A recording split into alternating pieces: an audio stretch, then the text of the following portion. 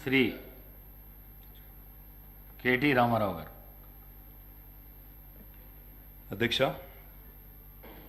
ముందుగా మీకు అభినందనలు. మళ్ళొకసారి మీకు హృదయపూర్వకంగా ధన్యవాదాలు అవకాశం ఇచ్చినందుకు. అధ్యక్ష, గవర్నర్ ప్రసంగంలో ఒక మాట అన్నారు, మేము నిర్మాణాత్మకమైన సూచనలకు బేసిజాలు లేకుండా స్వీకరిస్తాము, మా ప్రభుత్వం సాకల్యంగా అన్ని చర్చించడానికి సిద్ధంగా ఉందన్నారు. అధ్యక్ష, మరి ఈ హౌస్లో అధికార పక్ష ఇక్కడ ప్రధాన ప్రతిపక్షంగా ఉన్నాం, తప్పకుండా ముగ్గురు నలుగురికి అవకాశం ఇవ్వాలని ముందుగా నేను కోరుతా ఉన్నాను. మా తలసాని శ్రీనివాస్ యాదవ్ గారు రెడీగా ఉన్నారు, పల్లా రాజేశ్వర రెడ్డి గారు రెడీగా ఉన్నారు, ఇంకా చాలా సభ్యులు రెడీగా ఉన్నారు. దయచేసి అవకాశం ఇవ్వాలని నేను కోరుతా ఉన్నాను. అధ్యక్ష, మేము ఆశించింది ఒకటి అధ్యక్ష, నిన్న గవర్నర్ ప్రసంగం నుంచి, కానీ అక్కడ వారు నిన్న విన్నది ఒకటి అధ్యక్ష. గవర్నర్ ప్రసంగం పూర్తిగా అసత్యాలు, అభూత కల్పనలు, తప్పుల తడక అని చెప్పడానికి నేను బాధపడతా ఉన్నా. ఇట్లాంటి గవర్నర్ ప్రసంగం వినడానికి ఒక సభ్యుడిగా సిగ్గుపడతా ఉన్నా అధ్యక్ష. ఎందుకంటే ఇంత దారుణమైన అపసవ్యపు ప్రసంగం ఇదివరకు రాష్ట్ర శాసనసభ చరిత్రలో రెండు కూడా విని ఉండవు అధ్యక్ష. ఒక్క మాటలో చెప్పాలంటే అధ్యక్ష, 1000 ఎలుకలు తిన్న పిల్లి కదా తీర్థయాత్రలకు బయలుదేరినట్టు చేయాల్సిన దారుణం అంతా చేసి, ఘాతకాలని చేసి, చాలా అద్భుతమైన ఉపన్యాసం కేవలం 10 సంవత్సరాలు ప్రభుత్వం నడిపిన వాళ్ళ మీద నెపాన్ని నెట్టే ప్రయత్నం ఏదైతే కాంగ్రెస్ ప్రభుత్వం చేసిందో అధ్యక్ష, దీన్ని నేను పూర్తి స్థాయిలో తూర్పారబడుతున్నాను, తప్పుపడతా ఉన్నాను అధ్యక్ష. అధ్యక్ష, ఈ దారుణమైన గవర్నర్ గారి ప్రసంగం చూసిన తర్వాత, గవర్నర్ గారి దారుణమైన ప్రసంగం చూసిన తర్వాత, కాంగ్రెస్ పరిపాలనలో రాష్ట్ర భవిష్యత్తు రాబోయే 5 ఏళ్ళు ఎట్లా ఉండబోతుందో చాలా స్పష్టంగా నిన్న పూర్తి స్థాయిలో మాకు అర్థమైంది అధ్యక్ష, రాష్ట్ర ప్రజలకు కూడా అర్థమైందని నేను అనుకుంటా ఉన్నా అధ్యక్ష. అయినప్పటికీ వాస్తవాలు, ప్రధాన ప్రతిపక్షంగా వాస్తవాలు ప్రజల ముందు పెట్టాల్సిన బాధ్యత మా ముందు ఉంది అధ్యక్ష. కాబట్టి తప్పకుండా అవన్నీ కూడా చెప్తాను అధ్యక్ష. అధ్యక్ష, మా జగిత్యాలకు సంబంధించిన కవి గారు అలిశెట్టి ప్రభాకర్ గారు ఒక మాట అన్నారు అధ్యక్ష. ఒక నక్క, ఇది ఆయన కవితను కోట్ చేస్తున్నాను అధ్యక్ష, ఒక నక్క ప్రమాణ స్వీకారం చేసిందట ఇంకెవరిని మోసగించనండి, ఒక పులి పశ్చాత్తాపం ప్రకటించిందట తోటి జంతువుల్ని సంహరించినందుకు. అట్లా ఉంది అధ్యక్ష. ఒక మాటలో చెప్పాలంటే ఈ గవర్నర్ గారి ప్రసంగం అదే రకంగా అనిపించింది తప్ప అందులో అసత్యాలు, సత్యదూరమైన మాటలు తప్ప వాస్తవాలు మాత్రం ఒక్కటి కూడా లేదు అధ్యక్ష. అధ్యక్ష, నిన్న చాలాసార్లు ప్రస్తావన చేసినారు గత ప్రభుత్వం గత ప్రభుత్వం అంటూ. అక్కడున్నా, అక్కడ ఉన్నా, ఇక్కడ ఉన్నా, ఎక్కడ ఉన్నా అధ్యక్ష మేము ప్రజాపక్షమే. తప్పకుండా తెలంగాణకు ఎన్నటికీ స్వపక్షమే, కాంగ్రెస్ ప్రభుత్వానికి ఎన్నటికైనా విపక్షమే అధ్యక్ష. తప్పకుండా ప్రజల తరపున గొంతు విప్పుతాం. అందుకే గతంలోని వారి పరిపాలన ఎట్లా ఉందో ఒక్కసారి తప్పకుండా అద్దం చూపెట్టవలసిన బాధ్యత ప్రధాన ప్రతిపక్షంగా మా మీదనే ఉంది అధ్యక్ష. అధ్యక్ష, ఎట్లుండే అధ్యక్ష 2014 ముందు తెలంగాణ ఘనత వహించిన వీరి ప్రభుత్వంలో ఎట్లుండే అధ్యక్ష? పడావుబడ్డ భూములు, పాడుబడ్డ ఇండ్లు, ఆకలి కేకలు, ఆత్మహత్యలు. అధ్యక్ష, మైక్ ఇవ్వండి అధ్యక్ష, మైక్ ఇవ్వండి అధ్యక్ష, మైక్ ఇవ్వండి. పడావుబడ్డ భూములు అధ్యక్ష, అందుకే కదా తెలంగాణ తెచ్చుకున్నది. తెలంగాణ ఉమ్మడి రాష్ట్రంలో నిర్లక్ష్యమైంది అనే కదా అధ్యక్ష. ఉమ్మడి రాష్ట్రంలో నిర్లక్ష్యమైంది, మన పట్ల వివక్ష ఉందనే తెలంగాణ తెచ్చుకున్నాం. తెలంగాణ వచ్చిన తర్వాత జరిగిన ప్రభుత్వ కార్యక్రమాల గురించి మాట్లాడుకుందాం. గతం గురించి, గత ఉమ్మడి రాష్ట్రంలో జరిగిన అన్యాయం జరిగిందనే కదా మేము కొట్లాడింది, అందరం కొట్లాడింది. అందుకే కదా ఇవాళ మన దాని గురించి ఎందుకు ఇవాళ మాట్లాడితే తెలంగాణ రాష్ట్రంలో తెలంగాణ ప్రభుత్వం ఏం చేసిందో మాట్లాడదాము. తెలంగాణ ప్రభుత్వం ఏం జరిగిందో, పైన పటారం, లోన నోటారం, ఉపర్ శర్వాణి, అందరు పరిశాని తప్ప ఏం కనబడుతున్నాయి అధ్యక్ష. అనేక సందర్భాలు మా దగ్గర ఉన్నాయి, మొత్తం ప్రభుత్వం ఏమేం చేసిందో చెప్పడానికి కూడా. కానీ గౌరవ ప్రతిపక్ష సభ్యులుగా మాట్లాడాలి. కానీ 50 సంవత్సరాల కింది చరిత్ర మా తాత మీ చాలేదు నిమ్మకాయలు పెడితే నడవదు సార్. ఇప్పుడు తెలంగాణ వచ్చిన ఇంకేం జరిగింది చెప్పమనండి అధ్యక్ష. అధ్యక్ష, వారు మొదటిసారి ప్రభాకర్ అన్న మొదటిసారి శాసనసభకు వచ్చిండ్రు, మొదటిసారి మంత్రి అయినారు అధ్యక్ష. కాబట్టి కొద్దిగా తొందరపడుతున్నారు. తొందరపడకండి అధ్యక్ష, చరిత్ర చాలా ఉంది. తప్పకుండా మా తాతలు నేతులు దాగిండ్రు, మా మూతుల వాసన చూడండి అంటే కుదరదు. కేవలం క్రెడిట్ మాత్రమే మేము తీసుకుంటాం. మేము నాగార్జున సాగర్ కట్టినాం, శ్రీశైలం కట్టినాం, కానీ మొత్తం మిగతాయి మాత్రం అన్యాయం అంతా వేరే ఖాతాలో దోస్తామంటే కుదరదు అధ్యక్ష. బరాబర్ చెప్తాం, ప్రధాన ప్రతిపక్షంగా ప్రజల తరపున బరాబర్ లెక్కలు చెప్తాం. బరాబర్ కాంగ్రెస్ పార్టీ యొక్క ఏమేమి దురాగతాలు ఉన్నాయో అవన్నీ చెప్పవలసిన బాధ్యత మా మీద ఉన్నది. బరాబర్ చెప్తామని చెప్పి కూడా తెలియజేస్తా ఉన్నా అధ్యక్ష. పడావుబడ్డ భూములు, పాడుబడ్డ ఇండ్లు, ఆకలి కేకలు, ఆత్మహత్యలు, వలసలు, కరువులు, కర్ఫ్యూలు, ఎన్కౌంటర్లు, కరెంటు కోతలు, కటిక చీకెట్లు, నెర్రలు బారిన నేలలు, నెత్తురు గారిన నేలలు. ఇదే కదా ఆనాటి మీ గొప్ప ఘనత వహించిన ప్రభుత్వంలో ఆనాడు మీరు చూపెట్టిన అద్భుతాలు ఇవే కదా అధ్యక్ష. ఒక్క మాటలో చెప్పాలంటే అధ్యక్ష, వీళ్ళ పాలనలో తాగునీటికి దిక్కు లేదు, సాగునీటికి దిక్కు లేదు, కరెంట్ అనేది అడ్రస్సే లేదు. ఇక ఇది వీళ్ళ పాలన అధ్యక్ష.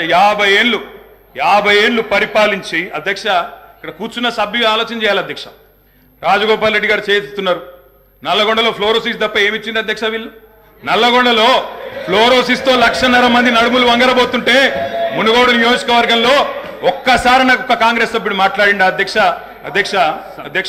సబ్జెక్టే మాట్లాడుతున్నా అధ్యక్ష. తర్వాత సభ్యుడికి ఇష్టం వచ్చినంత టైం ఇవ్వండి, మాట్లాడినివ్వండి, మాకు అభ్యంతరం. ఐఎమ్ నాట్ ఈల్డింగ్ అధ్యక్ష. నల్లగొండలో ఫ్లోరైడ్ బాధలు, దేవరకొండలో పసిపిల్లల అమ్మకాలు, పాత బస్తీలో మైనారిటీ తీరని బాలికల వివాహాలు, మహబూబ్ నగర్లో గంజి కేంద్రాలు, పాలమూరు నుంచే 14 లక్షల మంది వలసలు ప్రతి సంవత్సరం. అధ్యక్ష, ముఖ్యమంత్రి రేవంత్ రెడ్డి గారి సొంత నియోజకవర్గం కొడంగల్లో ప్రతిరోజు 2 బస్సులు అధ్యక్ష బొంబాయికి పోయేది. కొడంగల్లో, నారాయణపేటలో, మక్తల్లో ప్రతిరోజు 2 బస్సులు. అదేవిధంగా అధ్యక్ష, ఆ బస్ స్టాండ్కు పోతే ఆ వలసలను చూసి సలసల కాగే కన్నీళ్లను గారుస్తూ ఆ భార్యా పిల్లల ఏడుపులు.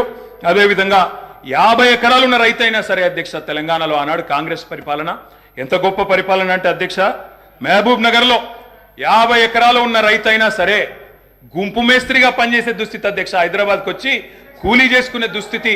ఇది వాస్తవం అధ్యక్ష, వారికి కూడా తెలుసు. ఒక్క మాటలో చెప్పాలి అంటే తప్పకుండా చెప్తాం, అన్ని చెప్తాం. గౌరవ అధ్యక్ష కేటీఆర్ గారు చెప్తా. గౌరవ కేటీఆర్ గారు ఒక్క నిమిషం, డిప్యూటీ సీఎం గారు మాట్లాడతారు. ఒక్క నిమిషం అధ్యక్ష. ప్రభుత్వం మారింది, ప్రజలు అత్యంత ప్రజాస్వామ్యయుతంగా తీర్పిచ్చారు. మేము చాలా విషయాల హృదయంతో ప్రభుత్వం తరఫు నుంచి చాలా స్పష్టంగా చెప్పాం. అత్యంత ప్రజాస్వామ్యయుతంగా సభను నడుపుకుందాం, ఉన్నటువంటి విషయాలపైన లోతుగా చర్చిద్దాం, నిర్మాణాత్మకమైనటువంటి సూచనలు మీరు ఏమిచ్చినా మేము తీసుకోవడానికి సిద్ధంగా ఉన్నామని చెప్తా ఉన్నాం. మొట్టమొదటి సమావేశం, మొట్టమొదటి రోజు వారు గవర్నర్ ప్రసంగం మీద ధన్యవాదాలు చెప్పే తీర్మానంలో కొంత పెద్ద మనసుతో ఈ ప్రభుత్వం చెప్పినటువంటి మాటలను స్వాగతిస్తున్నామనో, లేకపోతే అదే రీతిలో మనం ముందుకు పోదామనో అలా చెప్పుకుంటూ సభ నడిపించడం కోసం ప్రయత్నం చేయాలి. కానీ మొదలు పెట్టడమే వారు అసలు ఒక దాడి మొదలుపెట్టినట్టు మొదలు పెడితే ప్రభుత్వానికి తప్పనిసరి పరిస్థితుల్లో మీకు మేము అనుకున్నటువంటి ప్రజాస్వామ్యయుత సభ నడిపేదానికంటే మీకు సమాధానం చెప్పే కార్యక్రమంలో ఆ స్ఫూర్తి కూడా దెబ్బతినేటట్టుగా వారు మాట్లాడుతున్నారు. అది కరెక్ట్ కాదు. దయచేసి మీరు ఏం చేశారనుకుంటున్నారో చెప్పండి, మేము ఏం చేయాలనుకుంటున్నారో చెప్పండి. దాని ద్వారా రాష్ట్రానికి ఏమైనా చేద్దామనేటువంటి ఆలోచన ఉండాలి తప్ప మీరున్న టైంలో గన్ సెంటర్లు ఉన్నాయి, మీరున్న టైంలో అసలు నీళ్ళే లేవు. నీళ్ళు ఏడలేవండి. ఆర్డబ్ల్యూఎస్ పథకం ద్వారా మొత్తం రాష్ట్రంలో దాదాపు 70 నుంచి 80% నీళ్ళు ఇచ్చారు. మా ఆదిలాబాద్ నుంచి నేను ఖమ్మం వరకు చెప్తాను, నేను ప్రతి ఊరితో సహా లెక్కలతో సహా చెప్తాను. చివరి గోండుగూడెల్లో కూడా మీరు చెప్పినటువంటి ఆర్డబ్ల్యూఎస్ దాదాపు 43,000 కోట్ల రూపాయలతో ఖర్చు పెట్టారు. ఏడాది ఒక్క గ్రామంలో నీళ్ళు వస్తున్నాయండి. ఇప్పటికి కూడా ఐటీడీఏ నీళ్ళే తాగుతూ ఉన్నాం, వేసినటువంటి బోర్లు బావిలో నుంచే నీళ్లు తాగుతున్నామని చెప్తా ఉన్నారు. మళ్ళీ అదేదో పెద్ద గొప్పగా చేసినట్టు చెప్తున్నారు. మీరు వచ్చిన తర్వాతనే నల్గొండలో నీళ్ళు వచ్చినాయి. అంతకుముందు నల్గొండలో నీళ్ళు రాలేదా? ఫ్లోరోసిస్ ఎరాడికేషన్ కాలేదా? మీరు వచ్చిన తర్వాత జరిగిందా? మీకంటే ముందే జరిగింది. మీరు ఇంకా కట్టినటువంటి ఆర్డబ్ల్యూఎస్ పథకం కింద కట్టినటువంటి సంస్థల్ని, వ్యవస్థల్ని, ఆస్తుల్ని అన్నింటిని కూడా ధ్వంసం చేసి తాళాలు వేసి పనికి రాకుండా చేశారు. వాటి మీద కూడా లెక్కలతో మేము బయటకు తీస్తాం, రివ్యూ చేస్తాం. అధ్యక్ష, దయచేసి మీరు చెప్పండి. ఎస్, మీరు 10 ఏళ్ళు పాలన చేశారు, ప్రజలు తీర్పిచ్చారు. ఈ తీర్పిచ్చినటువంటి తీర్పు ద్వారా రేపొద్దున ఇంకా భవిష్యత్తులో ఈ రాష్ట్రాన్ని ఇంకా ఎంత ముందుకు తీసుకొని పోదాం. మీరు ఏదైనా ఉంటే నిర్మాణ సూచనలు చేయండి. మేము వినడానికి సిద్ధంగా ఉన్నాం, అమలు చేయడానికి కూడా సిద్ధంగా ఉన్నాం. Thank you. గౌరవ కేటీఆర్ గారు అధ్యక్ష సబ్జెక్టే మాట్లాడండి. సబ్జెక్టే మాట్లాడుతున్నా సార్. నేను ఆ గవర్నర్ ప్రసంగంలో ఏం చెప్పినో దానికే సమాధానం చెప్తున్నా. 10 ఏళ్ళు విధ్వంసం జరిగింది అన్నారు. మరి 10 ఏళ్ల విధ్వంసం గురించి మాట్లాడితే 55 ఏళ్ల విధ్వంసం గురించి మాట్లాడాలన్నా వద్దా? 55 ఏళ్లు కాంగ్రెస్ పరిపాలనలో చేసిన జీవన విధ్వంసం చెప్పాలి. ఇప్పుడు గౌరవ సభ్యులు రామ్మోహన్ రెడ్డి గారు మాట్లాడుతూ రాజశేఖర రెడ్డి గారి పేరు తీసుకున్నారు, గత ముఖ్యమంత్రుల పేర్లు తీసుకున్నారు. పొన్నం ప్రభాకర్ గారేమో ఆంధ్రప్రదేశ్ చరిత్ర మాట్లాడొద్దంటారు. మరి రామ్మోహన్ రెడ్డి గారేమో గతంలో ఉన్న ఆంధ్ర ముఖ్యమంత్రుల పేర్లు తీసుకున్నారు. పేర్లు తీసుకున్నప్పుడు చెప్పకపోతే ఎట్లా అధ్యక్ష? వాస్తవాలు చెప్పాలి, చరిత్ర చెప్పాలి, అద్దం చూపెట్టాలి కదా సార్. 55 ఏళ్లు పరిపాలించే అవకాశం ఇచ్చినప్పుడు సాగునీరు ఇవ్వలేని అసమర్థులు, తాగునీరు ఇవ్వలేని అసమర్థులు, కరెంట్ ఇవ్వలేని అసమర్థులు వాళ్ళ అసమర్థత గురించి చెప్తే ఉలికిపడ్డం ఎందుకు అధ్యక్ష? అధ్యక్ష ఇంకొక మాట కూడా నేను విజ్ఞప్తి చేస్తా ఉన్నాను. ఇది మొదటి రోజు అధ్యక్ష. మొదటి రోజే ఇంత ఉలికిపడితే ఎట్లా అధ్యక్ష? మొదటి రోజు ఇంత భయపడితే ఎట్లా? ఒక్కొక్క మంత్రి గారు లేసి అప్పుడే ఉలికిపడి మాట్లాడుతున్నారు. అంత భయం ఎందుకు సార్? అధ్యక్ష నిర్మాణాత్మక సూచనలు చేయాలన్నారు భట్టి గారు, వి వెల్కమ్ ఇట్. కానీ మీరు నిర్మాణాత్మకమైన గవర్నర్ ప్రసంగం ఉంటే, విధ్వంసంగా ఉండకపోతే వాస్తవాలు చెప్తే మేము కూడా వాస్తవాలు చెప్పేటోళ్ళం. మా అధ్యక్షుడు స్పష్టంగా చెప్పారు, కొత్త ప్రభుత్వం వచ్చింది, తొందరపడకండి, ఒక 3 నెలలు సమయం ఇద్దాం, అట్రఫ్లాప్ అవుతారు ఎట్లాగూ, కానీ 3 నెలలు సమయం ఇద్దాం. ఎందుకంటే అధ్యక్ష చాలా చెప్తా, అవి కూడా చెప్తా. పాపం వాళ్ళ సభ్యుడే వాళ్ళని నిరికిస్తాడు. అధ్యక్ష ఒక్క మాటలో చెప్పాలంటే తెలంగాణలో అధ్యక్ష ఒక్క మాటలో చెప్పాలంటే ఏంది అధ్యక్ష కాంగ్రెస్ పరిపాలన? బొంబాయి, బొగ్గుబాయి, దుబాయ్.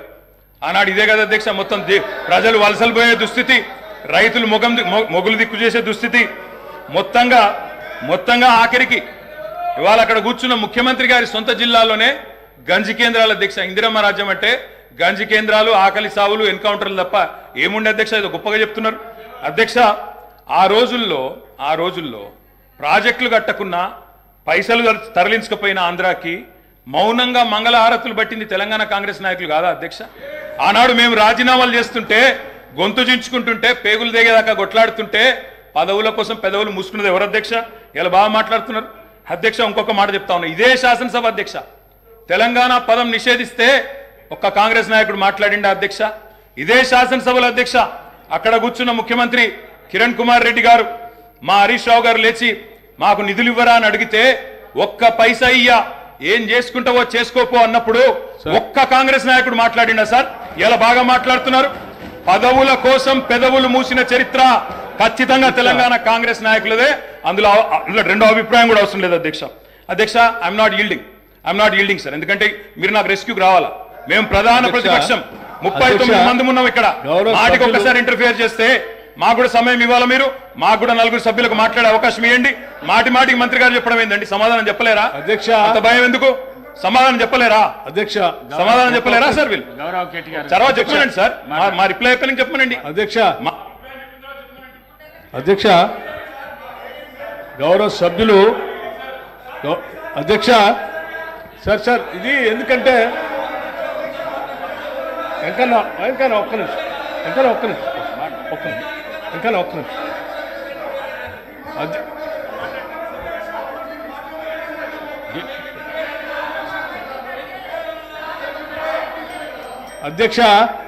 అధ్యక్ష స్పీకర్ సార్ గౌరవ్ కేటీఆర్ గారు, బ్రదర్ ప్లీజ్, నేనేం మిమ్మల్ని క్రిటిసైజ్ చేయట్లేదు, కూర్చో. ఒక్కడే నిమిషం. I'm trying to advise you, please I'm trying to advise you, please. నేనేం మిమ్మల్ని క్రిటిసైజ్ చేయట్లేదు, దయచేసి ఒక్క నిమిషం.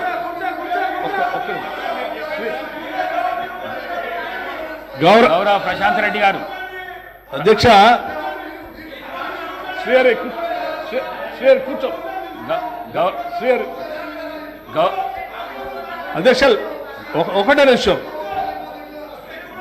అధ్యక్ష గౌరవ శాసనసభ్యులు సీనియర్ శాసనసభ్యులే, వారు బాగా తెలుసు సభా వ్యవహారాలు కూడా. మనం గతంలో కూడా ఈ విషయాన్ని చర్చించాము అధ్యక్ష. గత 55 ఏళ్ళలో మీరు ఏం చేశారు అని పదే మాట్లాడుతూ ఉన్నారు. ఇంతలో కూడా మాట్లాడారు. నేనేం చెప్తా ఉన్నానంటే, ఆ 55 ఏళ్ళు ఉమ్మడి రాష్ట్రంలో పాలన దానికంటే బాగా చేసుకోవచ్చనే అది వద్దనుకొని మనం ప్రత్యేక రాష్ట్రం తెచ్చుకున్నాం. మనం రిలేటివిటీ ఎప్పటి నుంచి తీసుకుంటామంటే 2014 నుంచే తీసుకుంటాం. కూర్చోండి ఒక నిమిషం చెప్పండి,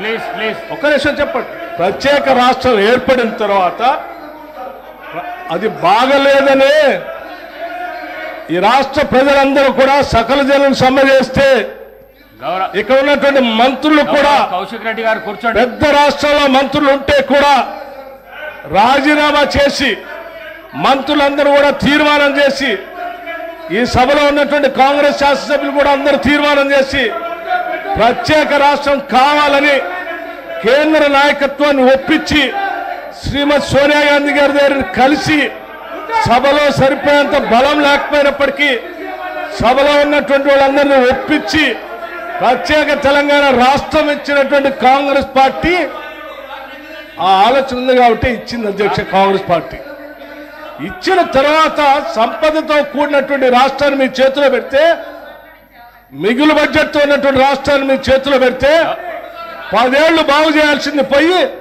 5 లక్షల కోట్ల అప్పు చేసి వాళ్ళ అప్పుల రాష్ట్రంగా మార్చిన మీరు అప్పుడు బాగలేదు ఇప్పుడు బాగలేదు అంటారు. బాగుండాల్సింది 10 ఏళ్ళ నుంచి చేయాల్సింది మీరు. ఆ రోజు గతంలో డిప్యూటీ సీఎం గారు కేసీఆర్ కూడా అందులో మంత్రిగా ఉన్నారు. అవన్నీ బాగలేదని అనుకున్నప్పుడు అందరం కలిసి తీర్మానం చేసి తీసుకొచ్చుకుంటాం.